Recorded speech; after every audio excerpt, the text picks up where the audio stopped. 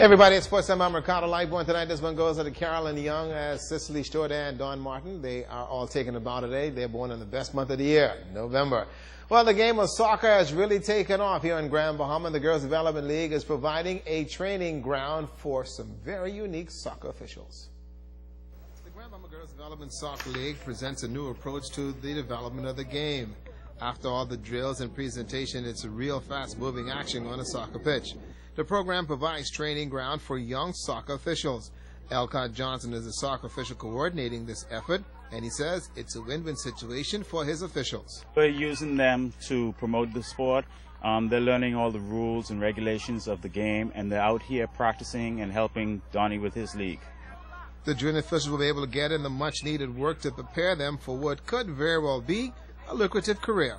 Later on down the road, they can actually get FIFA certified, and they can go and call the big games and get quite a good amount of money to call a game.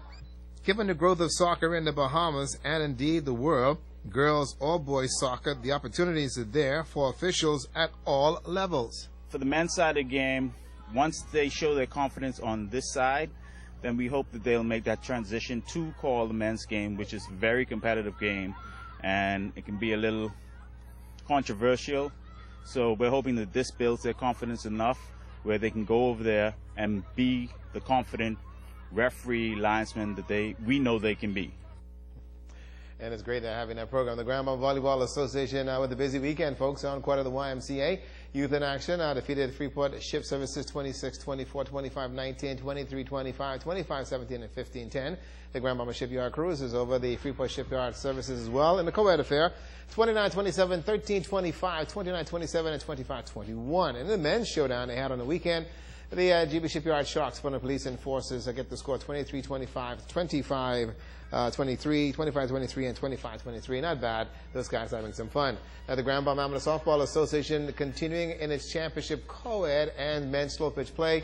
The Presto Recyclers outscoring the Kellys Pace Setters 15-11. Lendingpin and Richardson, he got the win and Keelpin did the loss. And in the men's finals, the Hugo Braves over the fault by the Tenors and Lutherans. And again, the bottom bowl, the GB Port Authority regulators were a no-show. What happened here? Pelican Bay Barracudas getting the win. Not bad. All trying to finish up. Well, let me tell you that the Calvin Cooper 85th birthday tournament was a very unique one, and it's still being talked about very much on Grand Bahama. You see, it's because of Mr. Cooper. Many of the golfers picked up the sport today and have gone from hackers to strikers of the golf ball. Winning the tournament was not an issue for the players in this year's birthday tournament. Just spending the day on the links with a good friend and hoping that one day they will get to the age of 85, anywhere close that is. And also Edney Sherman, Dylan Knowles, and Calvin Cooper's good friend Kenny Basin shared their thoughts on playing in the tournament.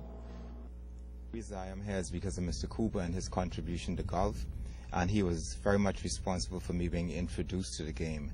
I appreciate everything that he has done, and the least I could do is be out here today to participate in this event that is very well